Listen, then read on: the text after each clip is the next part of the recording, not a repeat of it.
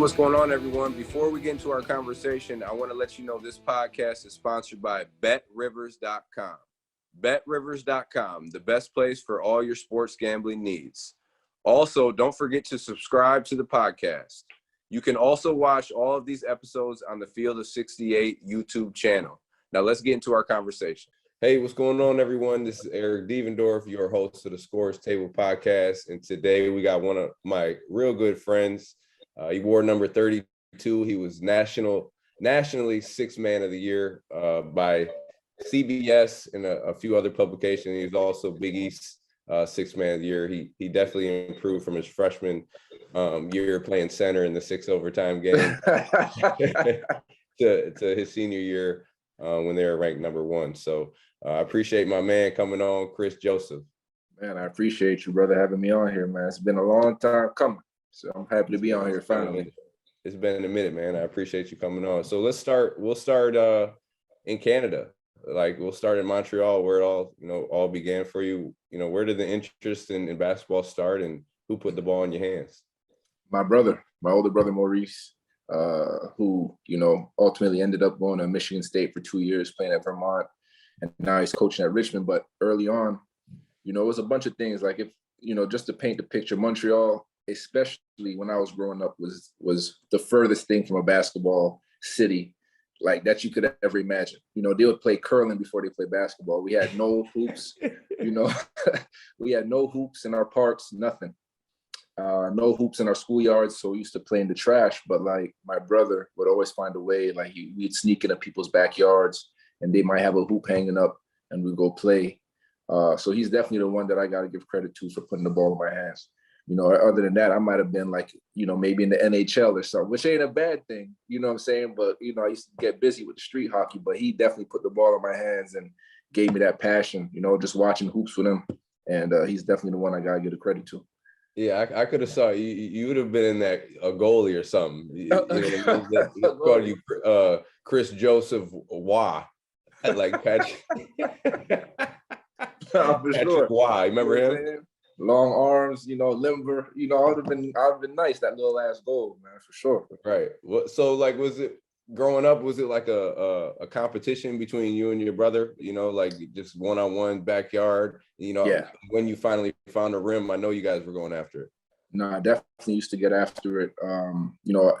Probably like 3 or 4 years after we finally, started hooping. When I started hooping, we used to play. Obviously, him being the older one. Cheap shots, calling fouls when there wasn't really any, you know what I mean? Like, it was tough, you know what I mean? But that definitely helped get me better and, I low-key built a little hatred towards him, but it was only for the better, you know what I mean? Like, that's just what big older brothers are supposed to do. He wasn't supposed to make it easy. And then finally, when I got a little taller, when I was able to hold my own a little bit more, he more so wanted to join forces damn near. You know what I mean? Like, he didn't want to play the one-on-ones anymore and stuff like that once he realized, like, it's about that time. Little brother didn't grow up. Nah, I grew up. Feel me? So it was a little different. But a lot of battles. What age was that, you think?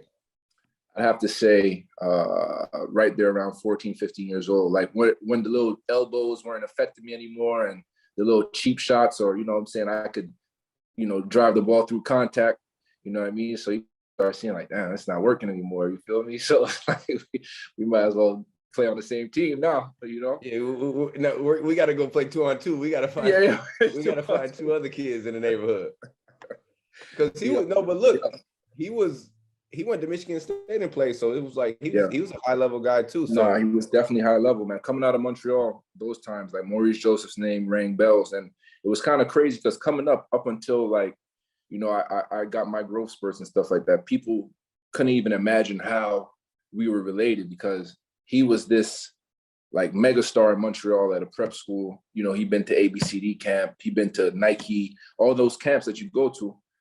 And here I was at that point, like short, chubby, like slow. People were like, how could he be so nice and you be so, I always had a little skill set, but I was not as good as I guess people would presume me to be, being his brother. You know what I mean? So, all that was like, damn, like, I kind of hate being his brother because they always comparing me to him, expecting me to be as good as he is. But I mean, that just came with the territory. He was definitely, he wasn't nothing to be played with coming up in Montreal, man, for real.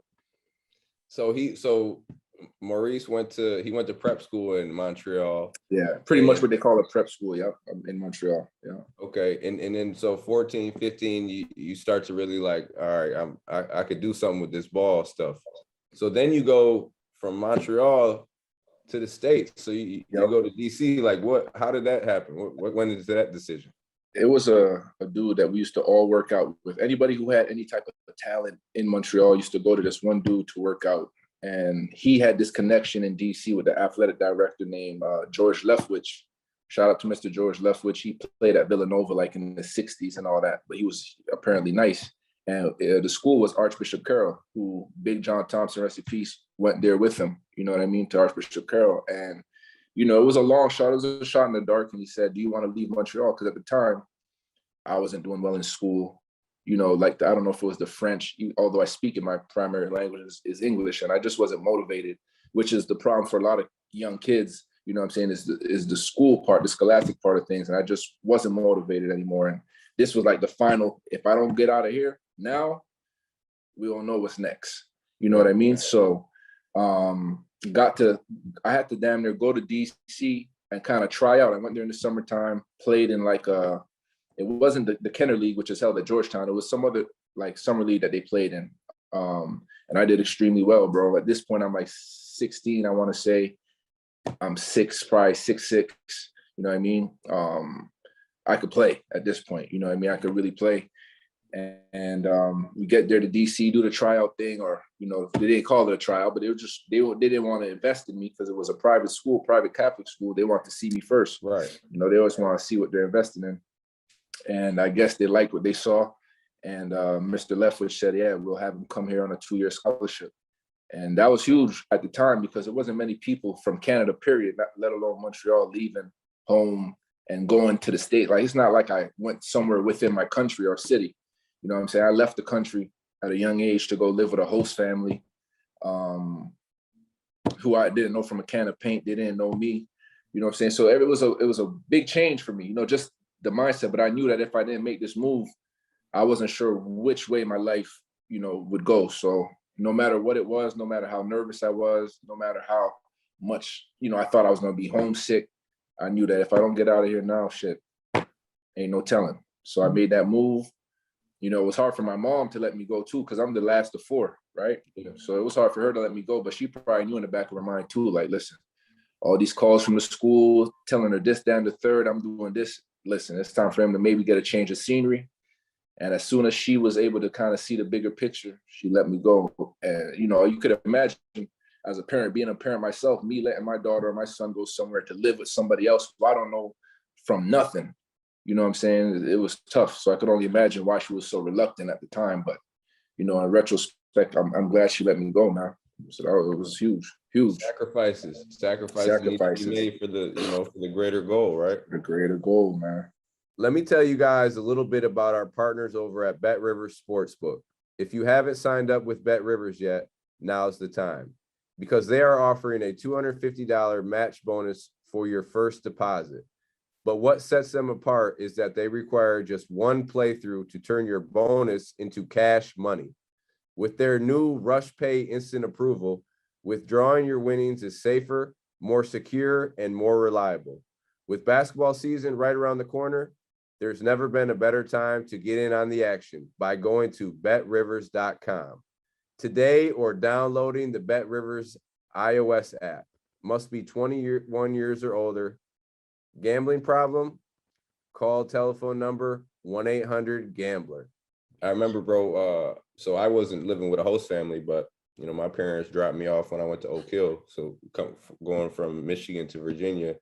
And I remember I only did 1 year, but my mom dropped me off. I remember her crying. So like, that's the big, you letting your babies go into somebody you don't really know. You just hoping that everything works out. And then even for you, like, how was that, bro? Like the first little bit of school, going into living with, complete strangers. Yeah, no, that was tough. But my mindset the whole time was like, no matter what, like I have to do. There's no going back home for me. Like I was homesick. You gotta, like, I've been on trips before, but now I know that I'm going to school here for 2 years potentially. Like, I don't know which way this thing's gonna go. I don't know if I'm gonna get along with the host family or not. But I knew that anything outside of going to school and playing ball didn't matter. Like, I was gonna live by their rules, under their roof. At the end of the day, I'm not a bad kid, so I'm gonna be respectful always, and that's gonna take care of itself. But I knew that once I got this opportunity, or if I failed to like accomplish my mission, what I had set out, that it wouldn't be another chance for me. So I figured, no matter how sick I am, no matter how much I miss home, my friends, I gotta do whatever it takes, man. But it was tough for sure. You know what I'm saying? Already in DC, it was in DC, just kids not knowing there was Black folks in Canada. You know what I'm saying? Everybody, oh, there's, making fun of you, calling you Canada, but you gotta have thick skin, whatever it was, because I could tell jokes too now. You know what I'm saying? You want to talk crazy, I could talk crazy back. You feel me? So that wasn't an issue. But though that first week was tough. No, quick story, the first week, so we're probably getting ready to go to school on on a Monday, whatever the case is, start the week off fresh. Like that Saturday or the previous Friday, the host family's dog had bit my nose. Like they had a Rottweiler, right? So they bit my nose, bro. And I had like stitches. My nose was swollen. And I'm like, damn, new school. I don't even know these folks. I got a fat nose now. A dog gave me 10 stitches. It was crazy. So like everything, it couldn't go any worse than that. You feel me? But as far as hoops went, like it was cool because like the first week of school, I went to Archbishop Carroll, who played in WCAC in DC, which was or still is regarded as one of the top, high school leagues in the East Coast, maybe even the country. You got DeMatha, St. John's, Paul VI, a lot of Gonzaga, a lot of talent in that league. And my time there at DeMatha, for instance, was Austin Freeman, Jeray Grant. They had Chris Braswell. They had a good squad. And luckily for me, the year before, Archbishop Carroll finished damn near dead last. So they were looking for some type of savior or some type of anything to bring light to the program again. Shout out to Lawrence Moulton too, who went to Archbishop Carroll in DC. Shout out my guy Mo. Yeah, for sure, man, for sure. And so when I got there, it was like I was kind of given the keys to the bus. Like, okay, look, you're here to help us. We saw what you did in the summer league. The first game when I subbed into summer league, backtracking a little bit, they thought I was a big man. I guess 6'7", or at the time they probably tried to throw me in the post. I'm like, I'm not no big man now. So I could handle the ball a little back. I play out on the wing. Growing up, T-Mac, Paul Pierce, Melo, those were my guys. So I modeled some of my game after them, like the laid back, could get it done smooth. You know what I'm saying? So I get out there, and when the season started, our first game of the season was against DeMatha. Like I said, stacked. They got Austin Freeman and all these guys, right? They're probably, if I was a betting man, I would take the spread, whatever it was for DeMatha, because they were supposed to just demolish us, right? Yeah. But they didn't know that the Canadian gem came up there. They didn't know that they didn't know that I was there. You know what I'm saying? So we start the game off, and we lost, but we lost by less than 10 points, and I ended the game with almost like a triple-double. And at that game, obviously, there was a bunch of scouts because they were all there for the math at that point. But that kind of put me on the radar. So that first game, me knowing, like, okay, who I'm playing, me having knowledge of guys like Austin Freeman and Jeray Grant because of the, scout hoops and rivals and all these things, like, I was aware of who I was playing against. And I figured, this is my first game. This is my first opportunity to show that, I'm here for business. You feel me? So that worked out in my favor. And after that first game, that's when the letters start rolling in and the visits and the coaches calling. So that was huge for me. That was huge. Coming from Montreal, because not even to say Canada, but Montreal specifically at that time, that was kind of unheard of. You know what I mean? Like Toronto was huge. Everyone knew about Toronto. Everyone knew about Vancouver because they had NBA franchises, but no one really knew about Montreal as far as from a basketball standpoint. So for me to be able to do what I did, man, it was huge. It was huge coming from Montreal. After that game, you do your thing. Now, like you said, the letters start coming in. What were the top 5 schools on your list, and what did you end up choosing? What was the deciding factor that went into it? Let me tell you something quick. Now I'm bringing you back again, man. When I was like 14 years old, I was playing for this like AAU team ran by the RCMP. That's how it was. like the AAU team was ran by the RCMP, and I remember sitting on the bleachers with my homeboy, not knowing anything, but I remember telling him like, "Bro, listen, I'm gonna go to Syracuse one day." He started laughing. He started laughing me out, bro. I told him I'm gonna go to Syracuse one day. He found out hilarious. Like, how are you ever gonna get to Syracuse from Montreal? Like, it don't even make sense, right? But I said, you'll see, right? So fast forward, you know, I always liked Melo, Oak Hill. You know, was able to watch Melo in his first year at Syracuse win the national championship. So when I first got to DC, in my mind was like, damn, I gotta get a letter, a scholarship offer from Syracuse. You know, so the first weeks go by in school, and at the time, I had probably every interest from every school in the area: Maryland, George Mason, George Washington, Georgetown, all the Georges. You feel me? They all were, you know, sending me letters. I think my first official scholarship offer came from Clemson. And I remember the coach from Clemson putting pressure on me, like, "Hey, we're the first team to give you an offer. You're supposed to commit to us right away." I'm like, that don't sound right. Like, they gave you your first offer, which means like more offers are gonna come. So at the time, I would say that first week would probably, I mean, not that first week, my top five at that time before Syracuse came in the picture was definitely Georgetown, Clemson, Maryland, I think West Virginia and Pittsburgh. Right. So those were the five schools that I was like, okay, damn, this is for real. You know, but in the back of my mind, I was always waiting on that Syracuse letter or that interest from Syracuse. And it's crazy how the world works, because at the time, Coach Red Autry was coaching in the WCAC for, I think, Bishop Ironton, if I'm not mistaken. And, you know, I gave them probably like a triple-double, you know what I mean, in high school. And I think, Coach Autry called Coach Murph at the time. Shout out to my guy, Coach Murph. You know, and that's how I got connected, that's how I got on Syracuse's radar. So then a few months later, you know, I come into practice, and my coach at the time, Clinton Perot at school, says, "Hey, man, I got something for you," because he knew how much I wanted to go to Syracuse. And he's like, "I got something for you. Come to my office after practice." I'm like, "All right, bet." Boom. After practice, I go to his office. He pulls out a little envelope, you know what I'm saying? The red, you know, with the S on there.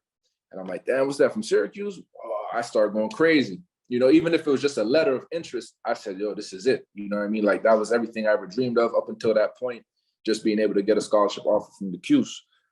And I look at it, and it was Coach Murph saying, you know, that they were interested and, you know, all this other stuff. And I'm like, damn, that's what's up. That's dope, man. Like, I was excited.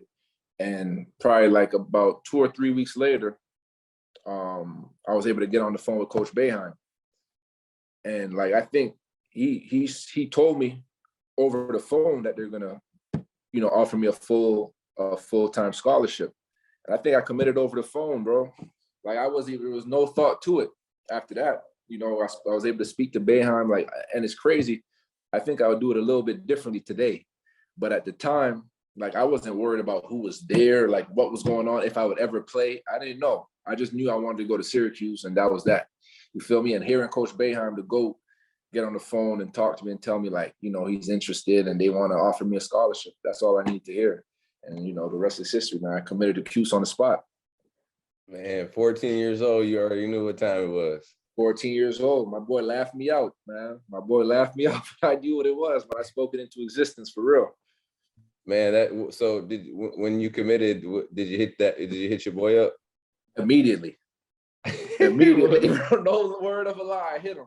At this point, you know, back then, you know, we had MSN Messenger. You feel me? So as soon as I finished, that just, you know, that's where we came up on MSN and AIM and all that. But I hit him right on the computer. "Hey, I just got a scholarship offer from Syracuse." He said, "What?" He couldn't believe it. You know what I'm saying? But it really happened just like that, man. It really happened just like that. And I'm forever grateful, man. Coach Murph saw something in me, and I committed. I committed before, I think, before the basketball season was even over, man. So I got to Carroll my junior year of high school, and I committed. So my first year in DC, I was able to get all these scholarships and get the one that I actually wanted, you know what I'm saying, that being Syracuse, and I was able to commit. That was huge. Once again, coming from Montreal, that's unheard of. You know, a guy like my brother did it, going to Michigan State, you know what I'm saying, and 2 kids from the same family going high major D1. That was huge. Yeah, that sacrifice in the beginning worked out for sure, right? My moms was happy she let you go. She was happy, yeah, man. She was happy she don't got to pay that tuition for sure. That in the back of her mind, she was like, "I'm good. They're gonna go to college for free." Exactly, man. So it was dope. So I feel like from that point on, oh, my fault. Go ahead. No, go ahead. Nah, like from that point on, you know, I just start setting these goals. Like I was like, all right, I got to DC. I made a name for myself. I was able to get all these scholarships, and I got the scholarship to go to Syracuse. But at the same time, I'm thinking, I still got to finish one season, and I got a whole other season to play before I even end up at Syracuse, right? So, that was kind of the tricky part, like, because, schools are still I still haven't signed my letter of intent. I just verbally committed.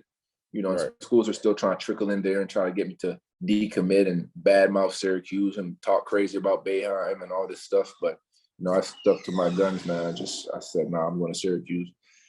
What schools was that? Nah, I'm just fucking. I'll tell you, man, for sure. But it was a whole bunch of schools. We ain't gonna do them like that. Yeah. We're gonna let them live. Let them live. we let them live. So talk about the expectations you had for yourself, going into Cuse your first year. Was it like, like you said, 14 years old, this was your dream school, and now it's happening, you're here. Were there some first year jitters? Like, what was it like 100%, that first open gym? 100%, man. I remember it. I remember getting on campus. First of all, we get on campus for summer sessions and all that. Summer start. As a freshman, you go to summer start. Yeah. And you just try to find your way around campus, and you try to find your way, catch your bearings and all that. Right. But that was surreal. You know what I mean? Even though the campus was pretty empty, I'm walking around the quad like, wow, this is really, you know what I'm saying? Like, I'm in Syracuse. Like, a lot of days felt like a dream for me personally, just because I tell you the backstory of me saying I was going to go to Syracuse at 14 years old and that being my dream school and really being there. But for sure, the first jitters was for sure there. My class was me and Mookie Jones. Shout out to Mookie.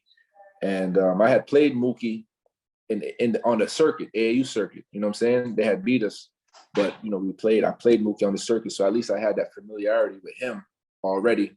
So we were able to go through things together. But that first run, man, I remember it was, Johnny was on campus. Johnny had came back to campus. Paul was on campus. Rick, Scoop. You know what I'm saying? We had a nice little run going. I'm like, man, these are really dudes I was just watching on ESPN last year. You know what I mean? Like, I was really just watching these guys play last year.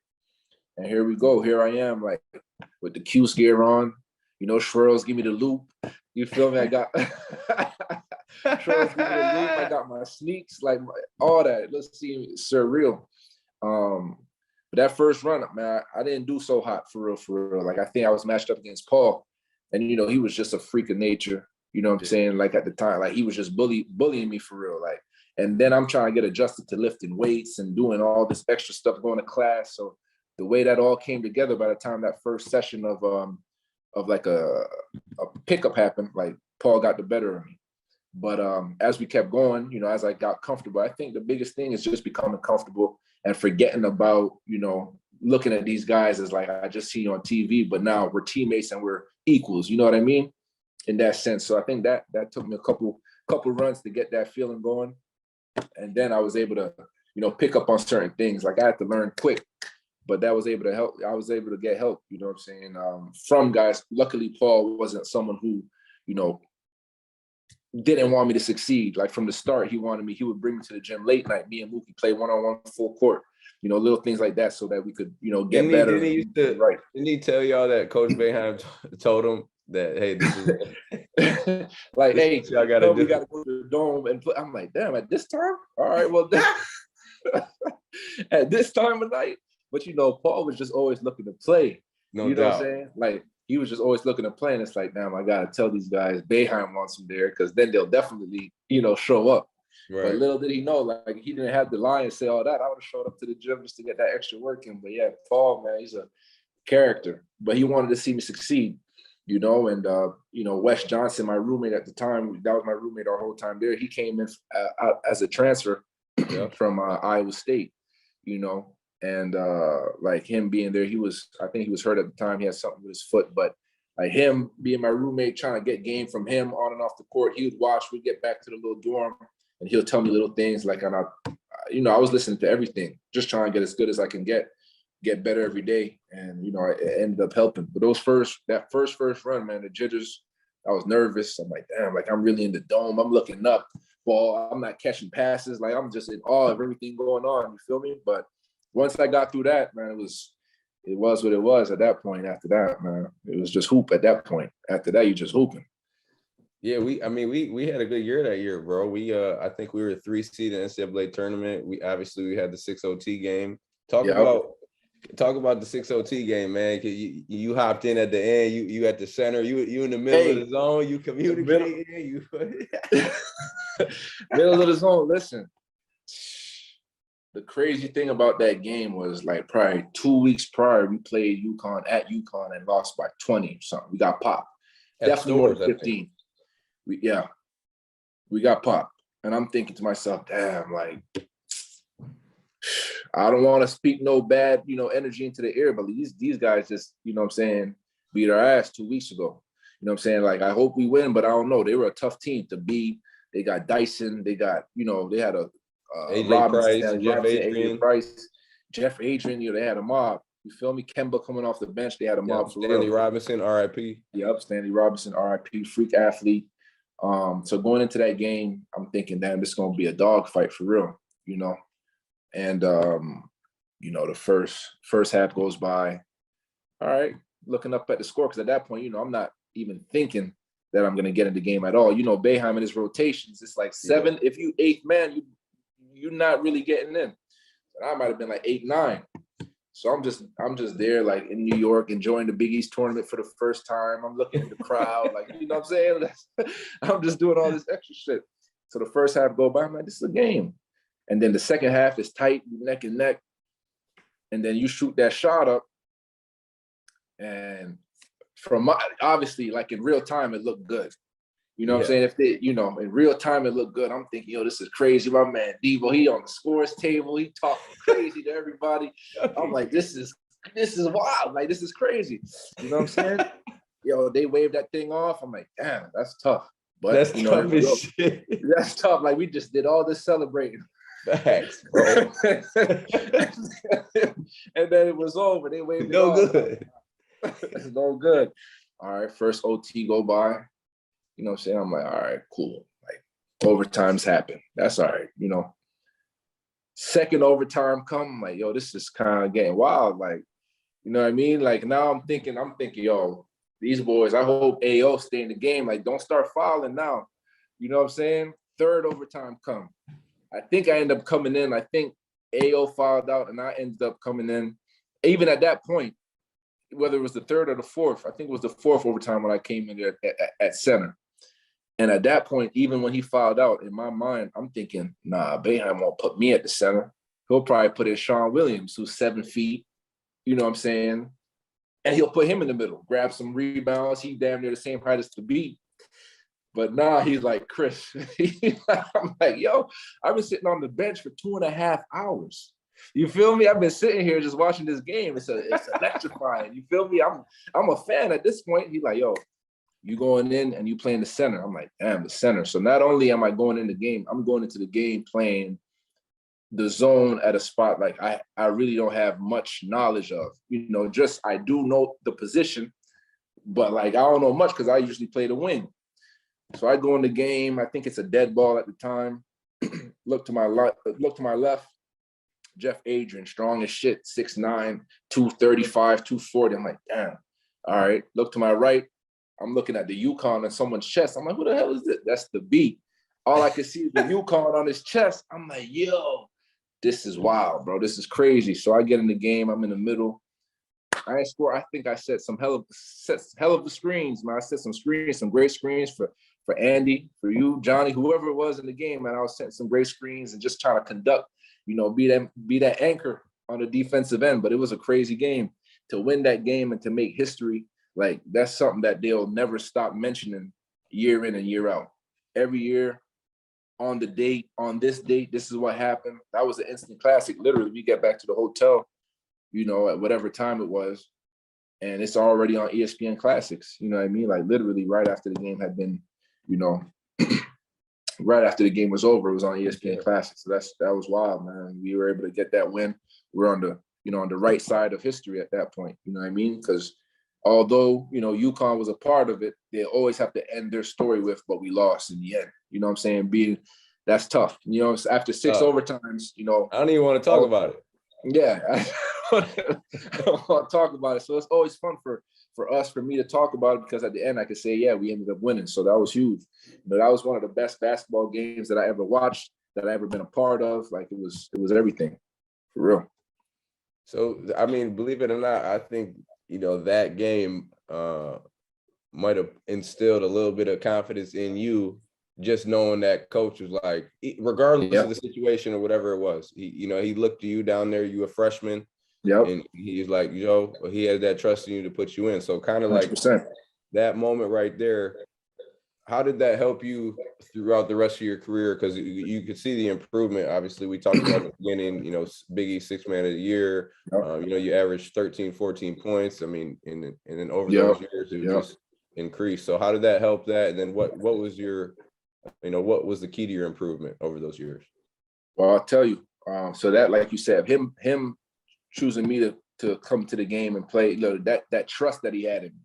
Now, I don't know if he'll say it, how much he trusted me, but he trusted me enough to say, you're the one that I'm going to put in this situation. So that was huge, because up until that point, I had, little stints during my freshman year thinking about transferring, because I'm like, damn, I'm not playing. Like, what's going on? Although I know, Coach Murphy's in my ear saying, Paul's probably going to declare, and, that so-and-so will open up, Christoph will be gone, or whatever the case is, and there'll be minutes that open up. I wasn't seeing it that way. I'm seeing it like, damn. Like, I'm starting to question myself up until that point where he put me in the game, and it's like, okay, so he do rock with me, you know what I'm saying, for me to put me in that game, in that position. And going forward, we played in the NCAA tournament for the first time, our first round in Miami, where we play, I think we played Stephen F. Austin, then we played Oklahoma at some point. No, Arizona State, I mean? Arizona State, exactly. Arizona State, yep, tough. And, I didn't get too much burn, but that experience, I took that. So after, just in practices, I remember doing drills in practice after that 6 overtime, after that Big East tournament. And like, I was just practicing different personally. Like, I felt like I had a little boost of confidence at that point that was able to help me. And I'll tell you something else that really put the fire under my ass was when we had our end of season meetings, Boeheim meet with everybody at the end of the season. We ended up losing to Oklahoma, and we get back to the Cuse, and at some point we have our end of season meetings. And he was as blunt and as straightforward with me as you could be. You know what I'm saying? At that point, I had gained a freshman 15 probably. You know what I'm saying? I was still able to hoop, but I had gained some weight just sitting on the bench practicing, eating. We got the little food after practice and all that good stuff. You know what I'm saying? Cafeterias. But he tells me, he's like, he basically said, Kris, son, if you want to play here, you got to lose some weight, son, and you're going to have to be able to run the floor. You know what I mean? And I'm like, damn. And I thought I was able to do that up until that point. Yeah. So basically he called me, he was like, you're too fat. Like, there was nothing I could say, because I know stepping on the scale that I was overweight, like over my playing weight. And that if I wanted to be any good in his system or any system, like, I'd have to change the way I eat, change the way, I take care of my body. So at that point, him telling me that as well, was huge. That summer, between my freshman and my sophomore year, I started this thing where I was drinking a gallon of water a day. So I was just walking around with a gallon of water. And like, my diet at that point was like lean meats and vegetables all summer long. I didn't go home that summer at all, I don't think. I usually would go back home to Montreal any chance I got, but I figured there's nothing for me over there. I needed the same way how I couldn't go back home, quote unquote, a failure when I went to DC, is the same way I wanted to treat Syracuse. Like, I came here for a reason, not just to say I did it. I want to be a focal point someday, or I want to be, in the rotation first and foremost going into my sophomore year. And this is when we have Manley Fieldhouse. I'm in Manley Fieldhouse twice a day, doing the little bike with the fan in the wheels. I'm doing that. I'm getting on the elliptical. and this is all by myself outside of what Ryan had us doing. Shout out Ryan Kabilis. Outside of what he had us already doing. So I was going in the morning, going in the afternoon, walking. You know, I had no way of transport, no transport. I used to walk to Manly and walk back. Yeah. You was gonna walk across the street. Yeah. Walking, definitely walking, right from South Campus, right down there to Manly. And bro, by the time the season started, Boeheim hadn't really seen me because, you know, he's out doing USA or recruiting, whatever the case was. You know, everybody's back with their families. And you know, what was huge, what a lot of people don't know is like something that probably sparked something in Boeheim's mind was one day during that summer, towards closer to like when school was about to start, Hakeem Warwick came back to campus, right? So there was Hakeem was back on campus, Dante Green was back on campus, and I think those, you know, maybe like John Wallace, you know, there's always sometimes at some points we're playing like, you know, pick up at the Dome or whatever the case is. But this particular time, we were playing at Archibald, right? So we were playing pick up at Archibald, me, Wes, Scoop, Mookie, right? At this point, I had been putting into work all summer, 2 months long, just doing crazy cardio, getting my body right, drinking, eating right. And at this point, I'm like 208, 209, a little less than 210 pounds. And like my body fat had went down to like 5%, 5 point something percent. So I'm lean and I'm running like crazy because in the back of my mind, I just remember Boeheim saying, I got to lose weight and I got to be able to run, right? So we go up there to Archibald and we playing. Boy, I started taking off, just dunking everything, running the lanes, dunking, dunk after dunk after dunk. You know what I'm saying? And Coach Murph hits me later on that day. He's like, hey, what you do today at Archibald? Like, what's going on? What you do today? I said, we were just hooping. You know what I'm saying? I was dunking everything. I was running the lanes. And he's like, okay, because apparently Hakeem Warwick told Boeheim that you look real good in them runs, right? So that right there kind of put the bug in Boeheim's ear, like, oh, Kris Joseph ready. You feel me? So that gave me confidence as well. So once we started the season, that my sophomore year, and, you know, we had a great team. You know, we had Scoop, Brandon, Trish, Andy, you know what I'm saying, Rick, AO, myself. Like, we had a pretty good team. We started that season off, or just preseason, and I really built off that momentum from my freshman year, getting put in that 6 overtime game, all the way to Hakeem Warwick telling Boeheim and me finding out that he said it, and Boeheim was kind of intrigued. Like, I used all that, you know, Boeheim telling me I was too fat. You know what I'm saying? I'm using all that as not even to say motivation, but just like confident. I'm confident now. I know I done lost the weight.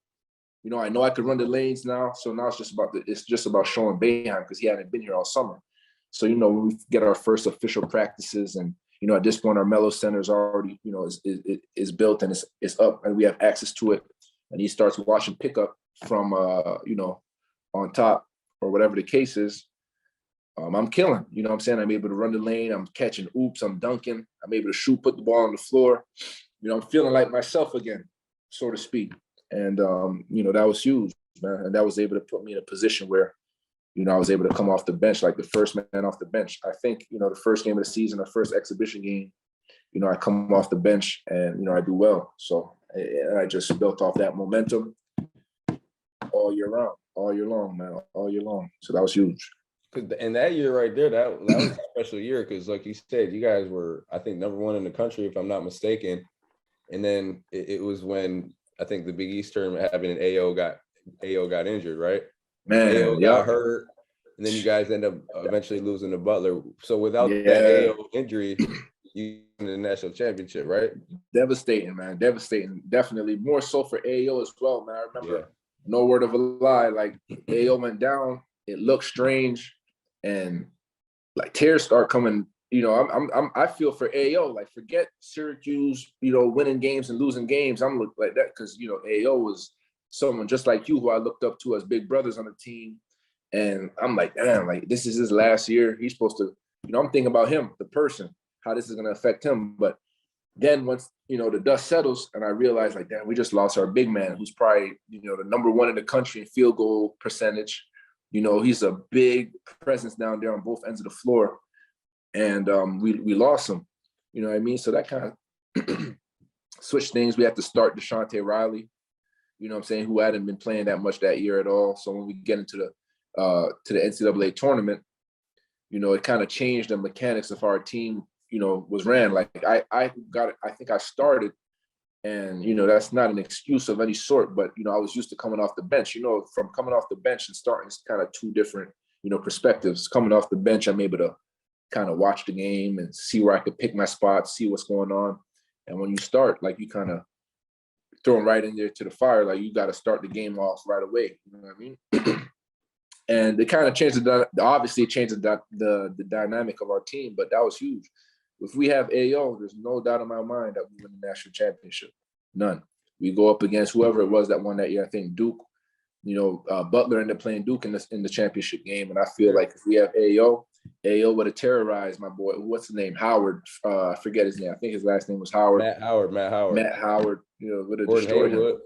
Gordon Hayward was there. Shout out to Gordon Hayward. Shelvin Mack was there. But I think with AO, they don't have a chance. You know what I mean? So that was big. That was a pivotal turning point for us.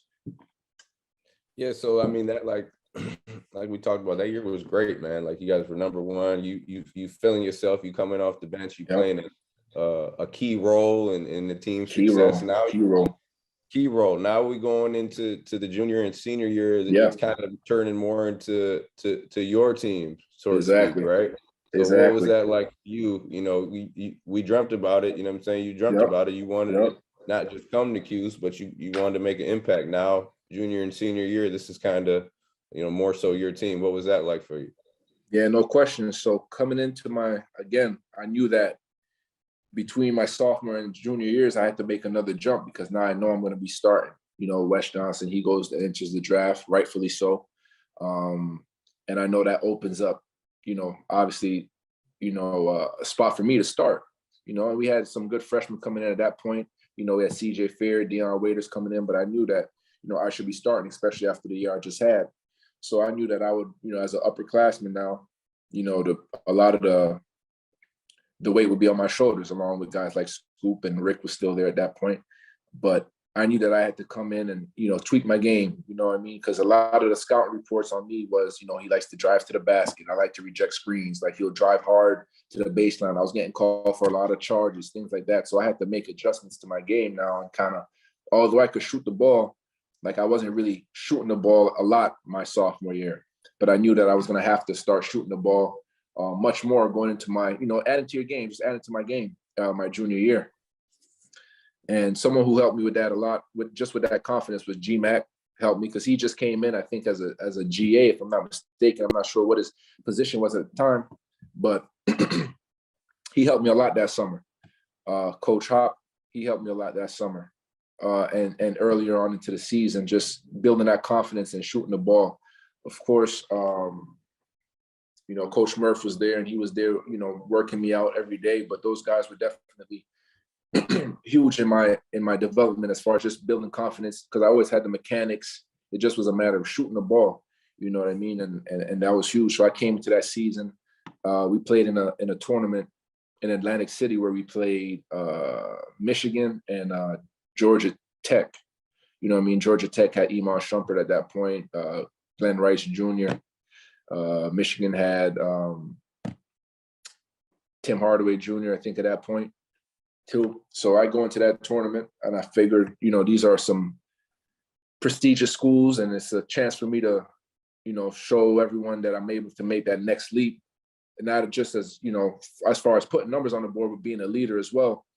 And I was able to do that. I came out of that tournament. We won first and foremost. And I came out of that tournament with like all tournament honors and all that stuff. So that was huge for me, just as like another confidence builder, like, you know, I could do this. You know, it's not like, you know, at first, like I said, coming off the bench, you're backing off what others are doing. You know, now when you're the focal point on the scouting report, it's kind of different, the way teams guard you, the schemes they try to do to, you know, get you off track or whatever the case was. And I was able to come in there that first tournament and kind of make noise for myself, and, you know, catch the attention of, you know, some scouts. The national attention kind of switched. You know, things are getting different when your pictures on ESPN, when they talk about Cuse versus whoever, and it's your picture on the screen on ESPN. You know that you're that guy now. You feel me? So little things like that let me know that, it was, I'm a huge part of this team, and it's going to be a lot on my shoulders to, the team's going to go as far as I take them, in a sense, you know what I'm saying? Like, they depend on me heavily in a lot of aspects of the game, scoring, defending, you know what I'm saying, leading them vocally, all that stuff. So Boeheim trusted in me, and, he needed that from me. My teammates helped me become that leader as well, and, knew that they needed me to score the ball, find me in the right spot. So everything kind of just worked out well. You got one of the prettiest, forms that I've ever seen. So it wasn't like you had to do, it was just about getting the reps up. You know what I mean? Yeah, that's it. Reps. You know what I'm saying? Consistency. Like I've been telling kids this for a long time, or even, if I go overseas and I'm playing and I'm like, oh man, you just got to be consistent. Like, that's all it really is, consistent. And, I try to put it in terms where they can understand. And I tell them, like, when you try to get at a new girl, for instance, you know what I'm saying? What you doing? You texting her good night, you texting her good morning every day. You being consistent. That's to say, like, you really try to get the work in. Like, you gotta be consistent in what you're doing every day. You gotta do the same things every day. And it could be, tedious, shooting form shots, making sure you make 100 form shots in front of the basket. But that's the work that you got to put in order to become a successful shooter or be successful at anything. It's just the consistency. So like you said, it was just the reps that I need to get up, staying after practice a little bit longer now, getting there a little bit earlier. You know what I'm saying? Off day, let me go lift and get some shots up, just trying to add to my game for sure. So, so now, you made everything happen as far as, the sacrifice. You went to DC. Now, your dream school, you're at Syracuse. Now you making an impact on the team. But now, your senior year, your junior, your senior year, you 6'7", you 215, whatever you are. You shooting the ball now. You got a great form. You prototypical NBA wing. You know what I'm saying? So now you start to hear those whispers. Yeah. What's that like now? You know what I'm saying? We talk about being from Montreal and yeah, man, not a lot going on basketball wise. So now you're starting to hear that. That's kind of like, what's that feeling like? Yeah, that was crazy. So going back to junior year, when I come, we do media day junior year, and you're going through the stations or whoever want to see you, Pete Moore telling you where to go. Shout out Pete Moore, and shout out Pete. And at some point, one of the reporters say, so Kris, right now you're projected top 15 on NBA Draft.net. In my mind, I'm like, what? Because I wasn't really ever looking at those things to see any of that stuff. So that was news to me. So that was like, damn. So they're projecting me top 15 before the season started. And towards the end of the season, at the end of my junior year, I was top 20. So I was still in the first round. So I'm like, damn. Right. So I'm thinking about leaving school after my junior year. I'm thinking about leaving school, but then at the same time, I ended up having to get a procedure done on my knee. My patella tendon was a little bit, had some tearing in it, and they had to get repaired. So I'm thinking, damn, I can't get this done and still go into the draft. Like, I didn't have no knowledge of how that could still happen.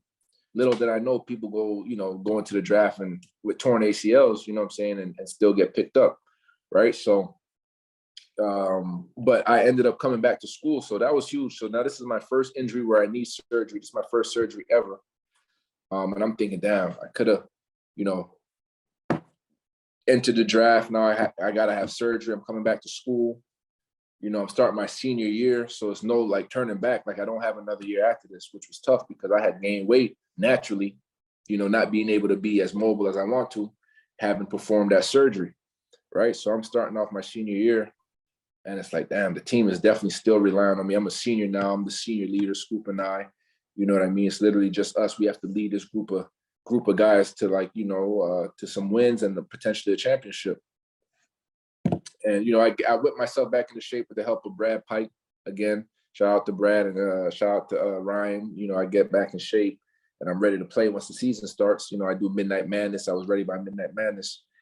And I'm like, damn, like, I'm still hearing whispers. I'm still getting calls, people who have knowledge of what's going on with NBA scouts or whatever the case may be, letting me know that I'm still on the radar and things like that. And I'm like, man, this could really become a reality for me. Like, I could really be that kid from Montreal that was playing hoops and in garbage cans and shooting and people sneaking in the trespassing, you know what I'm saying, in people's backyards to shoot on their hoops. And now I'm in a position where I could really become an NBA player. You know what I mean? Because as far as I can remember, you know, once my brother introduced me to the game, I said, like, damn, that's what I want to do one day. Like, I want to play on TV. I want to play in, you know, thousands of fans, which I was able to do at Syracuse, but I want to do it at the highest level. So, you know, we go on, we play our my senior year, which wasn't a bad year. We were number one at some point for a little while. You know, I never really had no losing season at Syracuse for real. You know, I think that at some point I was the most winningest player in Syracuse history until Brandon Trish was able to surpass me his senior year or whatever the case is, right? So never really had a bad team there. We make it to the Elite Eight and lose to Ohio State. But again, rest in peace, Fat Melo. If he doesn't get suspended, I think that's a whole different outcome as well. You know what I'm saying? Shot blocker. He could hit the jump hook. Like, just his presence defensively would have been huge for us. You know what I mean? Yeah. So that was a big loss for us. You know, but we finished that year up. And at this point, you know, draft stock, I'm all into it. You know what I mean? You know, naturally, like a kid getting ready for the draft, I want to see where they have me positioned at, what's going on. You know, I'm going through the process of trying to find an agent after the season is done. And yeah, bro, it was crazy. That whole process is wild, man. That whole process was just mind-blowing to me. Again, just always reverting back to me being that kid from Montreal who was like, this is so far-fetched, bro. You know what I'm saying? To be able to be living what I'm living just from being in college. A lot of guys and then, you know, a couple guys go D1, but even guys who would go to low major, mid-major Division I schools would end up back home because they couldn't handle it. They get homesick. Like, they didn't have what it took. So for me, it's like, damn near, some people were rooting for me. Some people were hoping I came back home. And that's just natural. And anything you have success in, people are going to pray on your downfall as well as have love for you and hope for your success. You know what I mean? But I didn't want to be one of those guys. I definitely wasn't going to go back home. I was able to do 4 years at Syracuse and be successful. And now entering this new journey of, damn, I could really become an NBA player one day potentially, you know, it was a whole different ballgame. Man, so I mean, bro, you think about to that time, to that point in your life, you a success coming from where you from. You accomplished all your goals that you set out to accomplish so far. Yeah. You know what I'm saying? You had a great career, great Syracuse career, coached by one of the greatest coaches of all time. And now to top it off, you get drafted, you know, that spring, that summer. Yep. After the season by I think it was Boston, right? Yep, by Boston. Yep. By the Boston Celtics. Now you join a team with guys like KG, Paul Pierce, Rajon Rondo, all Hall of Famers, all you know, some of the greatest players of all time, and then Doc Rivers, crazy, the head coach. You know, first off, we'll go back. What was it like when you heard your name called or when you saw your name? Mm-hmm. And then talk about, you know, that transition into the NBA, you know, being with those guys. Yep. So draft night, I remember the day before the draft, I had a workout with the Heat. You know, after the workout, they fly me home. You know, so draft day is like, damn, I'm back in Montreal. I'm trying to keep calm. You know, I know it's a huge day for me, but I'm trying to keep calm. I went and got a haircut. You feel me? I'm just chilling. And, you know, we ended up having like a little get together at the crib, you know, that my sisters put together, you know, invited some of my closest friends, family, to watch the draft. So draft started at 6 p.m., let's just say, you know, and I'm accustomed to watching the draft every year just to see people who I know get drafted, and it never seemed that long before, bro. You know what I'm saying? The draft never seemed so long until I was a part of it, waiting for my name to get called. And I knew that I had some potential chances of getting picked up late in the first round by Miami. I think they had the 26th or 7th pick or something like that in the 2012 draft. And then I felt like I had a chance, according to my agent, to get picked up by one of the 2 picks Detroit had in the second round. So they had 2 picks in the second round. Who they ended up picking was Kim English and Chris Middleton, right? So I'm like, damn. I'm watching the whole first round. I see Dion get picked up. Shout out to Dion. I hit him. Boom, that's what's up. I see Fat Melo get picked to the Celtics. I'm like, damn, that's what's up. Boom, I hit them. Now I'm just waiting for my turn to get called. And first round go by, that Miami pick goes by. I'm like, that's crazy. So I guess I'm not going in the first, you know, but I still got 2 picks in the second, you know, thinking I got Detroit. The first pick in Detroit goes, I think it was Chris Middleton. He was the first one. I'm like, damn, I got to be this one. You know what I'm saying? And it was crazy because when he on the screen, Adam Silver came on there and he said, Chris Middleton. I was sick. I'm like, damn, I thought that was me.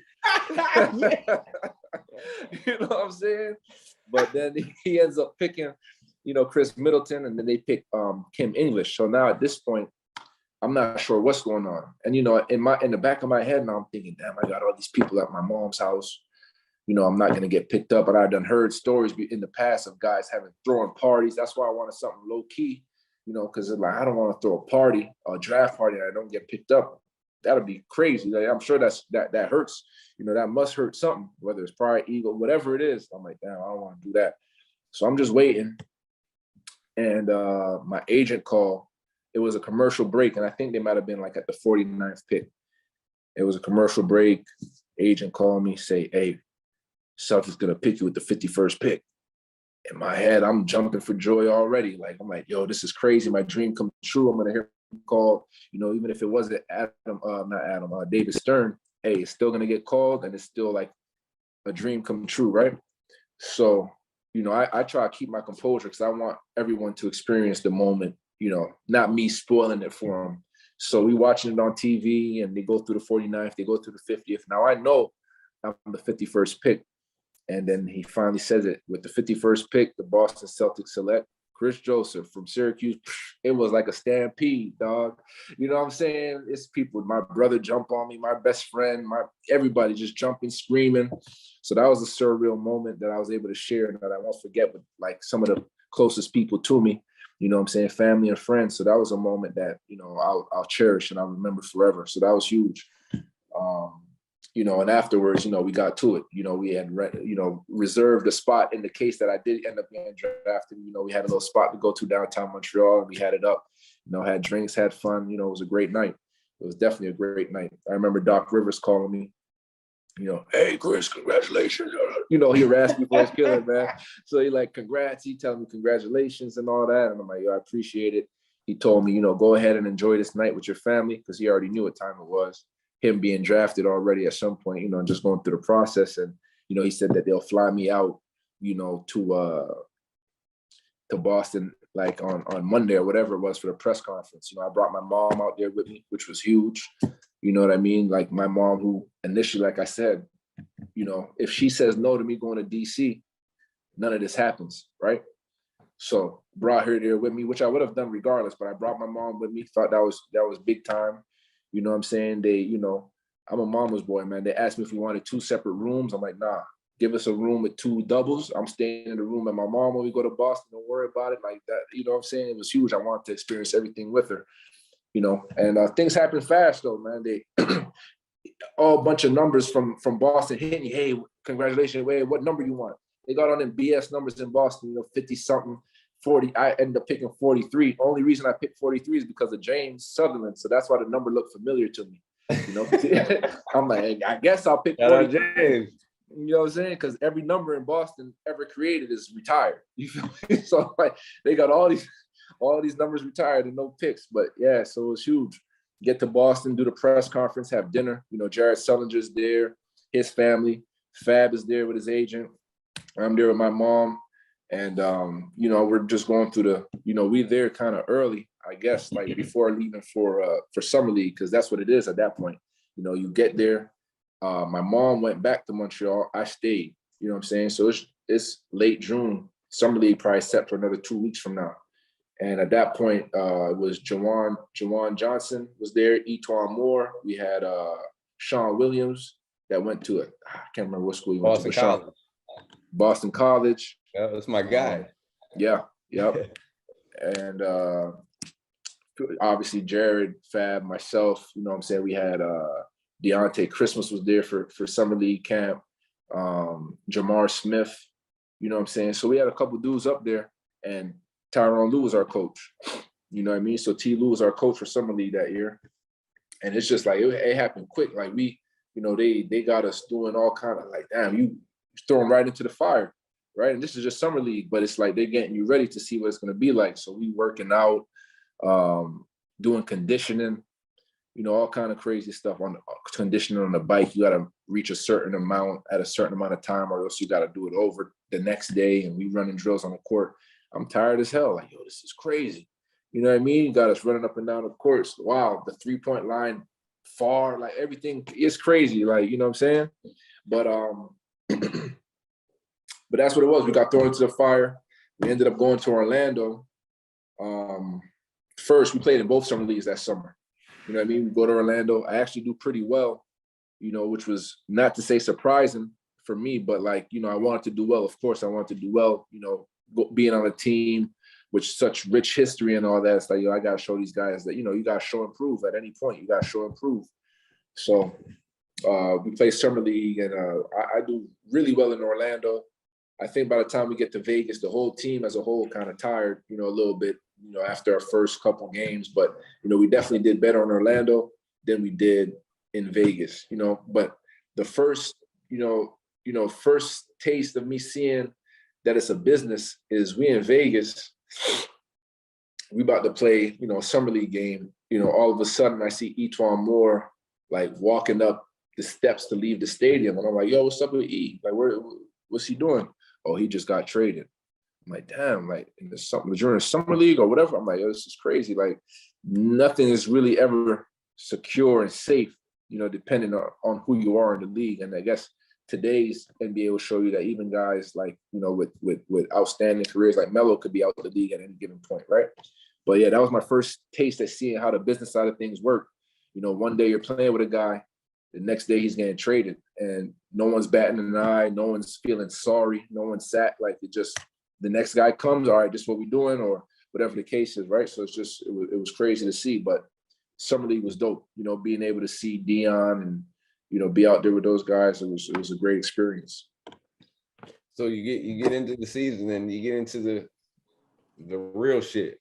You know what I'm saying? After summer league, and then shit. I mean, I could imagine going into training camp. You know, seeing these dudes like Jason Terry, Rondo, KG, KG, Chris, Paul Pierce. You know what I'm saying? What the bro? Like, kind of just go through what that was like. That whole experience was like, and like, man, crazy. You know, how intense was that? Just with being like with KG, he's an intense dude anyway. Yeah, like, intense. He's intense. He's intense, man. It was first of all, that team was a team full of vets. Man, we had Barbosa, Jason Terry, KG, like you said, Paul Pierce, Chris Wilcox. Like, you know, at one point, Darko Milicic was on the team for a little bit. You know what I'm saying? So it was just a bunch of vets on the team. And then as far as like younger guys, you had like Courtney Lee at the time. Jeff Green was, you know, a younger guy at the time. Still had years in, but as far as age-wise, Rondo was probably like 26, 27, but had already won a championship, obviously. You know what I mean? So going into training camp, we go to kind of do like a team bonding experience. We go overseas to Italy and to Turkey, right? To play a few exhibition games. I can't remember what teams. We probably played Milan when we went to Italy, and somebody else. Because I remember Omar Cook was on the team when we played there. So I think it was Milan, and then we played a team in Turkey. At that point, I have no knowledge of what overseas basketball is. I'm thinking, yo, we're gonna go over here and kill these dudes, which eventually we did. Obviously, the skill or the level is kind of different from top to bottom, but that was dope. So that's where we started training camp in Europe, right?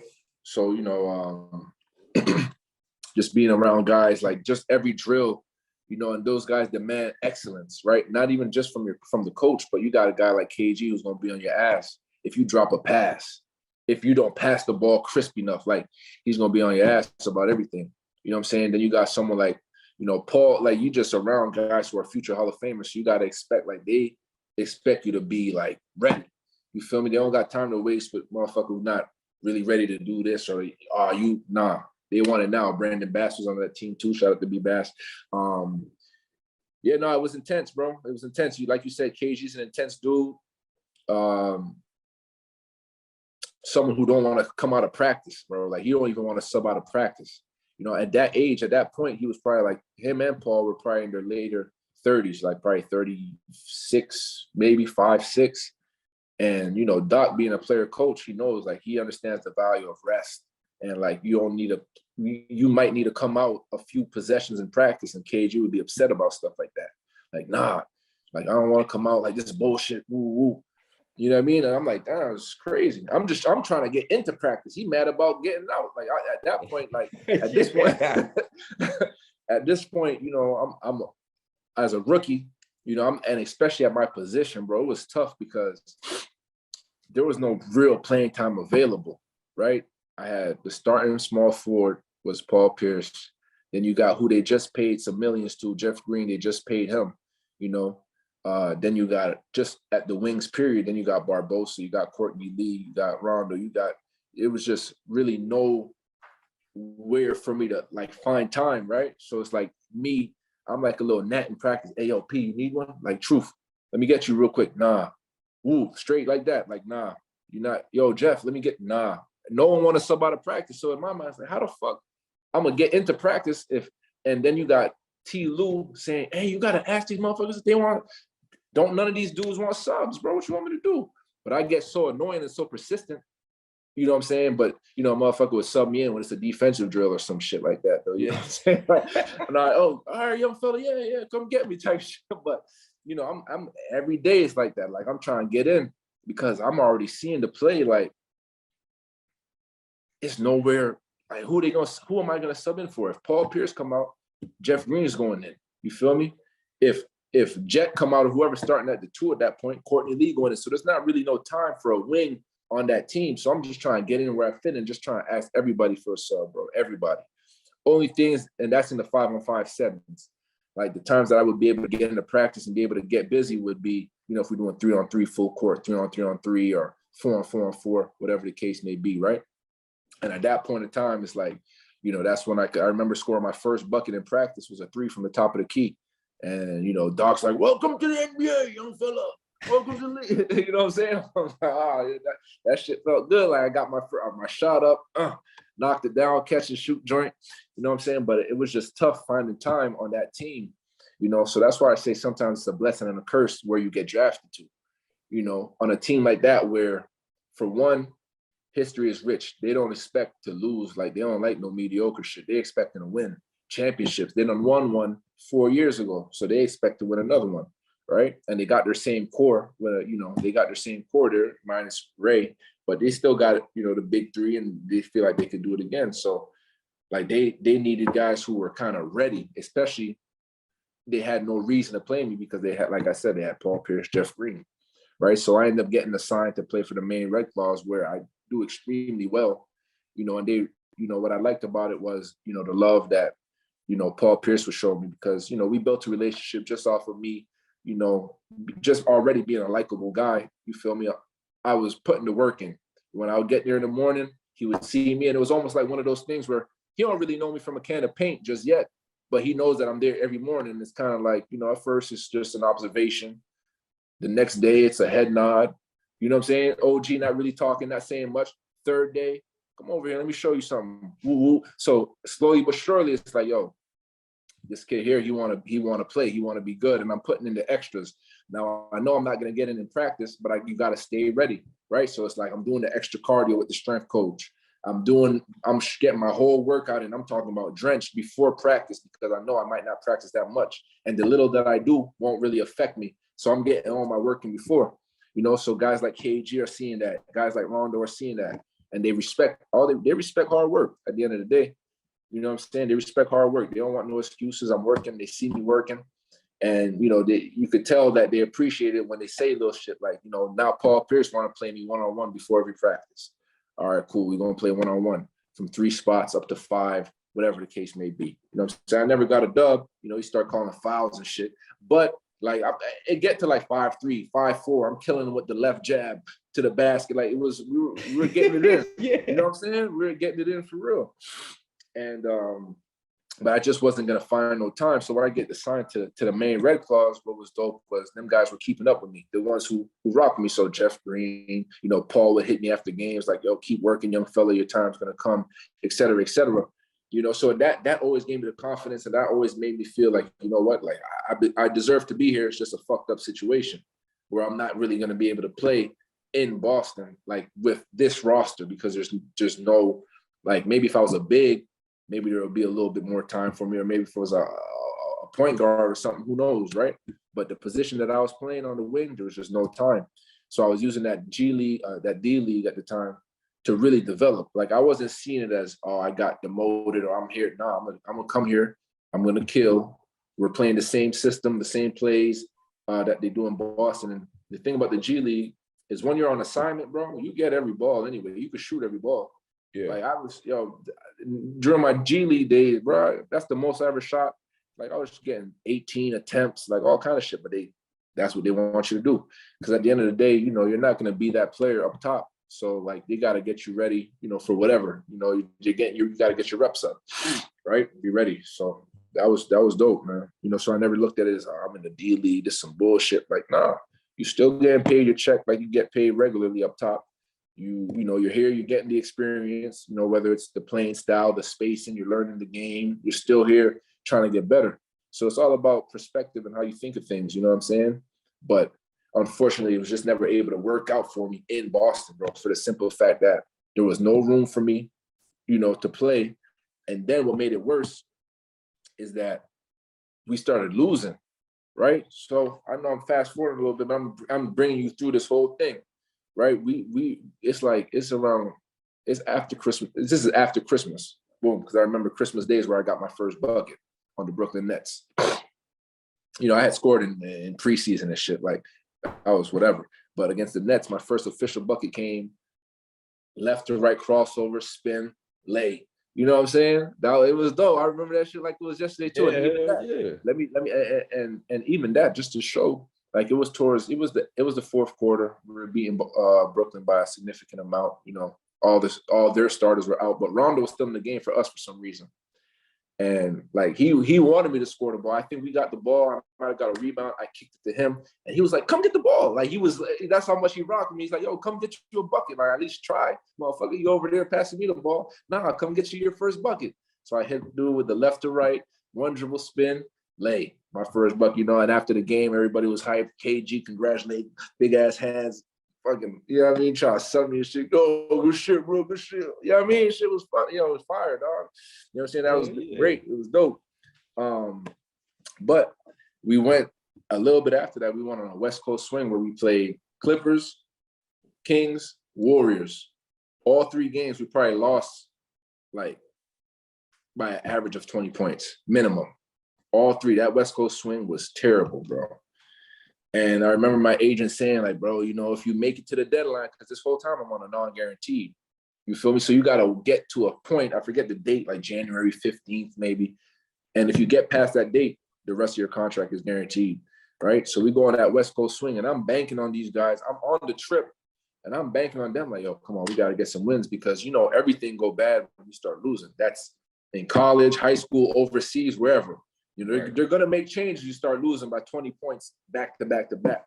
So we ended up going on that West Coast swing. We lost to the Warriors. That was the last leg of the trip, third game, lost by 20-something.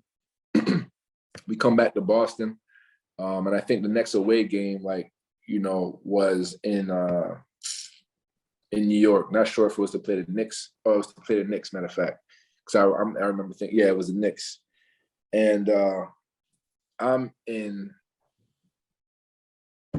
Maine or some shit. I'm in Maine. I have a game. The same day there's a game, the next game, we have a game with the Red Claws, right? We'll play the game with the Red Claws. We ended up losing. I played well, but I remember getting a call or a text from Danny Ainge to come meet him at the gym, the practice facility.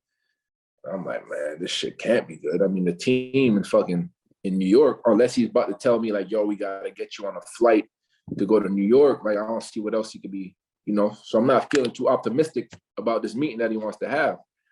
And he ends up telling me when I go there, we're in the locker room, I'm sitting in my seat waiting for him. He comes down and you could just tell by the tone of his voice that he was about to deliver some terrible news and shit. Like, man, he's like, well, Kris, as soon as he said, well, shit, I'm like, all right, here we go. Like, I'm either getting released, I'm doing something about to happen. So he's like, yeah, well, I just want to let you know that we're going to release you today. It's nothing that you did. I think you're going to be a good player in this league. The guys love you and this, that, and the third. But at the end of the day, business is business. He probably, need to clear some cap space. We just got our ass bust. In his mind, he's still trying to win a championship. Now, how can we do that? Okay, we got to clear up some money. Non-guarantees can't be here anymore type shit. You know what I mean? So he telling me that. And this whole time, I'm like, damn, dog, like, this really the business. Like, this really it. You know what I'm saying? And what was crazy was, we shake hands, we do whatever. I leave, I go back to the car, get back to my apartment, and Doc calls me. And he's like, man, like he was basically telling me he didn't even know that Danny was going to do that. Like he had no idea that when they come back from this trip that I wouldn't be on the team anymore type shit. Right. So I'm like, damn, that's how crazy it is. Like you don't even got to check in with the coach or nothing. Like maybe that's just how Danny do business. But like everybody was in a shock. Like, damn, I'm talking. Everybody on the team hit me damn near. You know what I'm saying? And told me, oh, don't worry about it. You'll be all right. And then that's just the kind of like brotherhood that team had. That atmosphere that it had was like everybody rocked with each other, right?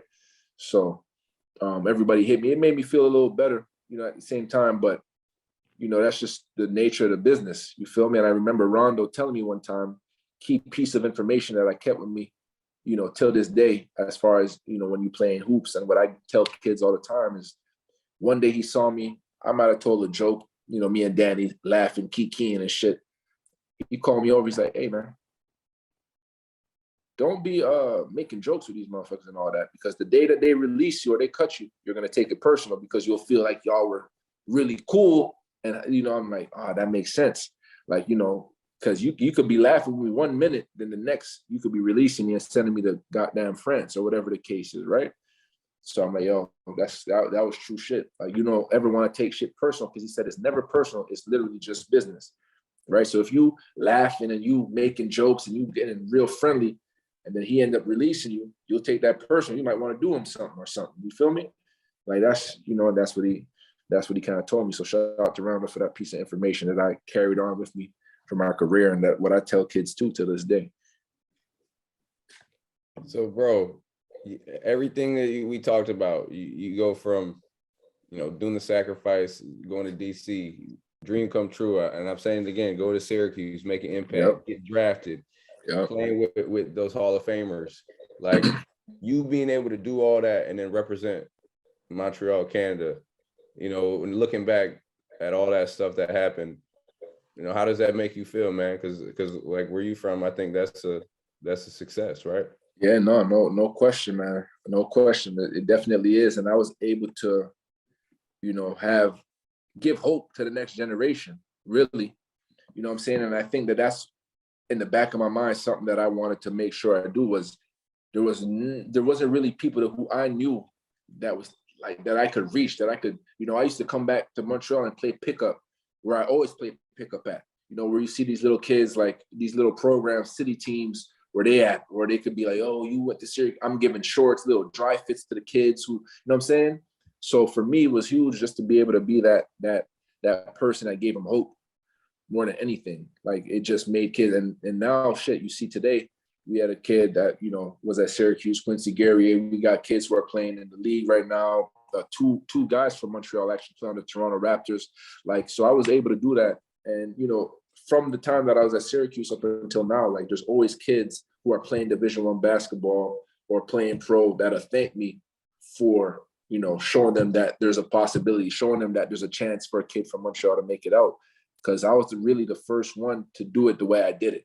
Now, I always, give credit to my brother. There was a couple other cats that went mid-level D1, but they didn't do too well as far as like their success there. My brother was able to go to Michigan State, went to Vermont, had a good career. We ended up busting their ass in the tournament. You know what I'm saying? I played my brother in the tournament my sophomore year.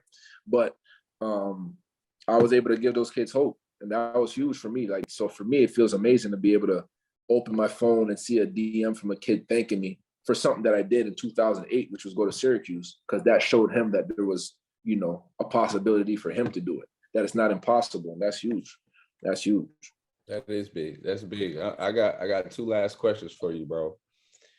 What is your advice? And I think you kind of gave it a little bit, but what's your advice for these kids right now coming up, wanting to play high level high school basketball, college basketball, and then, eventually if they get that opportunity, pro basketball? What was a little bit of piece of advice that you would give them, going forward? I would say, this is what I'll say. I say, for one, You gotta want it. You can't have someone else want it more than you want it for yourself. So it can't be your whoever, your uncle, your father, your mother bring you to practice, bring you to games. Nah, you gotta want to get better for yourself. Like if this is what you want to do, you want to be a high level player from high school on, you got to really want to be that and know what it takes to become that, which is, again, the consistency and the willingness to put in the work that others aren't willing to put in. If not, then you'll just be average and you'll just fall in line with whoever else that's doing the same old shit. You know what I'm saying? The kids who are elite are the ones who put in the work, who understand, you know, I got to do this every day to get better. I can't do this once a week or twice a week. If I want to get better, I got to do it every single day, no matter how much it hurts, no matter how tired you are. If you want to get there, then the sacrifices that you make are going to be huge on your way to the top. Absolutely. Sacrifice. You know a little something about sacrifice, and that's good advice. I mean, throughout this whole podcast, I mean, you dropping a lot of gems, man. So that's what we're about on here too. Yes, sir. We want to get the background. We want to get the Syracuse stuff, but we also want to help these kids out. No question. You know, help them out, man. Let them not make the same mistakes, man. Let them not make the same mistakes. Or, you know, if there's a roadblock that we could help them avoid, you know, and reroute, then we might as well. You feel me? That's what it's all about. That's a fact, bro. We'll get you out of here with this one right here. You know, as two Syracuse guys, what's this year looking like for us, man? You know, the Qs. What's your predictions, and you know, how far can they go? You know, the team. Well, I know they're gonna get a lot of threes up. You know, they're gonna get them up. Yep, they got shooters. You know what I'm saying? They could definitely do that, but I think the team's gonna go as far as, you know, their guys, man, their go-tos, Buddy, and Gerard. You know what I mean? I know Jimmy's in there. He poured in 18 last night in his debut for the Orange, which was huge. I love seeing him and Buddy, you know, and Pop's there on the sideline coaching them. That's huge. Like, I don't know if that's ever been done in history. Maybe it has, maybe it hasn't. Big time. But I think the team's gonna go as far as those three guys. That's the big three right there. And everyone else playing their role and everyone just buying in. But I have confidence. Every year I have confidence for the Qs, man. Even last year in my bracket, when I filled out my March Madness bracket, it wasn't some bias shit I was doing, just having them go to the I'm thinking, yeah, we're gonna bust their ass. Yeah. That's how I'm doing. So like that was really what I was feeling. Because that zone different. But no, I feel good about the season this year, as I do every other year. And you know, I'm always gonna show love to the Qs. They always show me love back. And I think we're gonna do well, man. That's a fact. Defense and rebounding, bro. And then we got to have a guy who could break down and get his own shot. That's it. Create for somebody. Yes. Yep, that's it. That's it. Yes, hey, yo, the legendary 3-2 National Sixth Man of the Year, Big East, CBS. What other stations are there? Viacom, motherfucker. I don't know. No, but my man, Joe, I appreciate you coming on, bro. I definitely want to have you come on again down the road. I think that would be good, man, and good luck with everything going forward. And you know how we're going to leave on this tip? Water. All right, my G. I appreciate you. Appreciate you, bro. Yes, sir.